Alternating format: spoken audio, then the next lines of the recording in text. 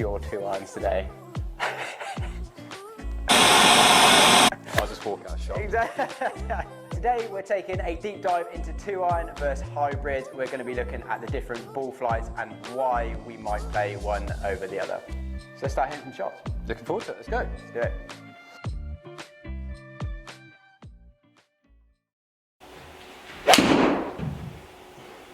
Oh, that sounded good. Is that generally like your kind of shot shape? You say a little bit of fade.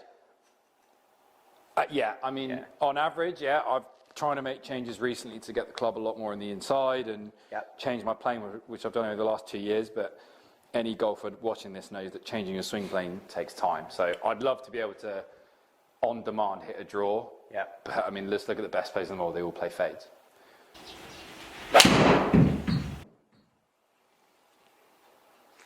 A little bit of a leaky one, but strike sounded all right. Strike was good, yeah. Yeah.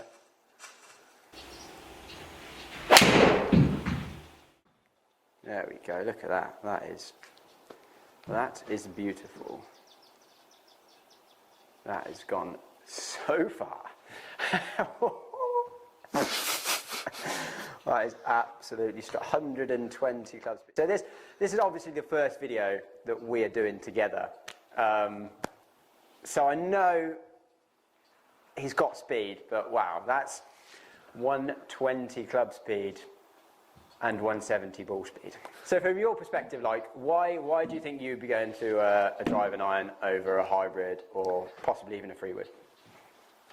I would gain this for confidence reasons, I reckon. Yeah? Just because, I don't know, me personally, I'm a better iron player than I'm a wood player. Anyone that knows me, like, I can be pretty wild. Like, looking down on that, I think I can do more with it. Yep. Whereas a 3-wood, even as long as I've been playing golf, I'm thinking, can I get this in the air? Is it going to perform the way I want it to? Whereas this, you could sting it.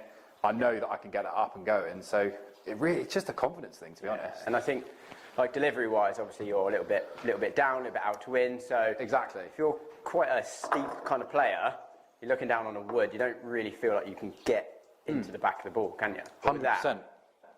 But it is, I just think more people need to do that. It's a confidence thing. Like, if you don't like looking at a 3-wood, you don't have to game one. Like, nowadays, stuff performs as well. You know, if you want to look down at a hybrid, it's a bit more of a confidence boost, then 100%. why not? 100%. It's very similar. Again, the strike sounded very good. I mean, that could be perfect. Go on. Little kick on the fairway. Yeah, that's nice. Perfect little fade on the line. 295 yards. Absolutely beautiful. Right, so moving into the lower spin, lower launch hybrid, the TSI 3. So this is a 2 hybrid, 18 degrees, and we've got it turned down to 17, so matching the loft of the 2-iron. Ventus Blue 8X, so again, similar way, obviously a bit of a different bend profile in the Ventus Blue, a bit softer in the handle, it's super stiff in the tip. Again, this is just, you know, we're going to be looking at the difference in launch conditions, really, this versus a higher launch hybrid and the 2-iron. So, how's that look to you down by the ball? Yeah, good. I think personally, I prefer a 2-iron, but I'd take this over a 3-wood any day. Yeah. I know this will launch higher. Like, I'd prefer to hit this into a par 5. I'd even prefer to hit this off a tee than 3-wood. Yeah. So yeah, I'd 100% game this. I think it looks great. Cool. I like. Do you remember the old Adams hybrids from years ago? It's like that. Yeah. Real compact behind the ball. Looks neat and tidy. I like it. Again, so like the profiles, obviously we're going from an iron, quite a slim driving iron. So CG's going to be further forward. That again, deeper, but not very deep for a hybrid. So CG's still quite far forward.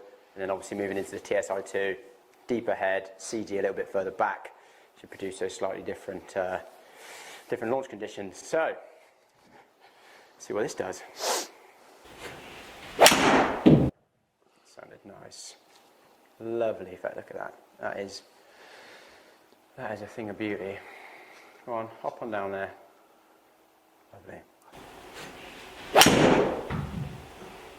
Strike sounded better.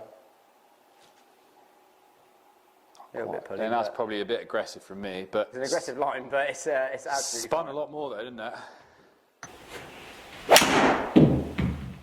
That's a good one. I'm going to say that sounded really good. Yeah. You see how much higher that launch as well, and strike feel pretty middled. Perfect, 280 carry, yeah.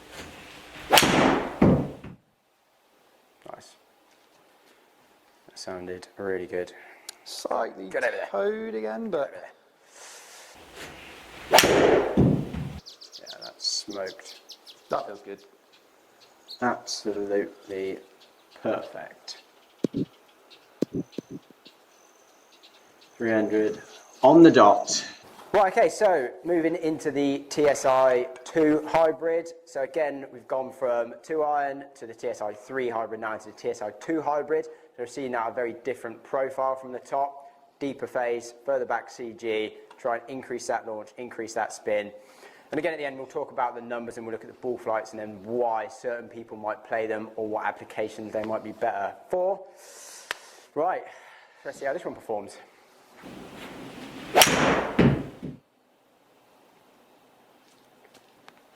Bit of a leaky right one. It's a completely different ball flight, isn't it? Yeah, I mean, it's 270 carry still.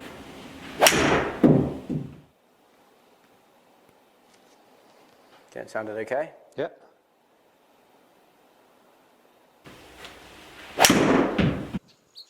That was cleaner. That felt good. Yeah, still fade down the right side. Yep, 278, pretty strong. So again, yeah, that's kind of pretty much what we expect really. I mean, it did launch a little bit lower there, a little bit more down on that one, a little bit higher spin. Strike maybe feel a fraction out of the bottom possibly. A little bit, yeah. Yeah, tiny bits again, lower launch, a little bit higher spin, but ball flight's still absolutely fine on that one. Cool, right, so that's a fun little test. How did you find that? Good fun? Good, yeah, tired. Tired, yeah. It's a lot of balls, but yeah, it's good fun. There's a lot of balls. I think we were just saying next time maybe do a little bit of a pre-fitting, possibly maybe testing some stuff, because we just picked some stuff that we thought might be pretty good, but you struggled definitely with the TSI2 with the ventless blue at the end. Yeah, I did struggle. On paper, that should be the easiest to hit, but yeah, just the feel of it, impact wasn't great, so... Yeah. I think like we mentioned... I'm going to definitely blame the equipment on this one. And I think like we mentioned throughout, like the confidence plays a lot into it. Because of your delivery, you obviously prefer looking down at a 2 iron anyway, in terms of the profile. Feel like you can get down into the back of the ball a little bit more with it. So jumping into the numbers, obviously you can see that straight away. Just the ball speed from the 2 iron, 170 mile an hour average. It's pretty solid for a 2 iron. Little bit of a drop off going into the hybrids, TSI 3 and TSI 2, which again generally you probably wouldn't expect. To be fair, probably expect a little bit more ball speed from the hybrids. Then a faster face, kind of metalwood kind of design. But obviously you just weren't striking them as well. Looking at not just the ball speed, diving into the launch and spin, obviously 2 iron launch way lower, spun way lower, which for you is probably something you're going to like to see, because if anything you struggle with too much spin anyway. Yeah. It's a lot of speed.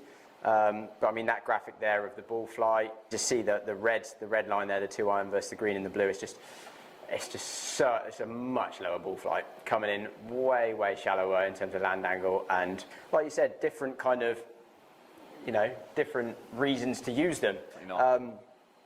Looking at like the peak height, so the peak height of the TSI2 is 127 feet, so again that's climbing a little bit. TSI 325 feet, so actually not too dissimilar on that, and we'll come back to that in a second.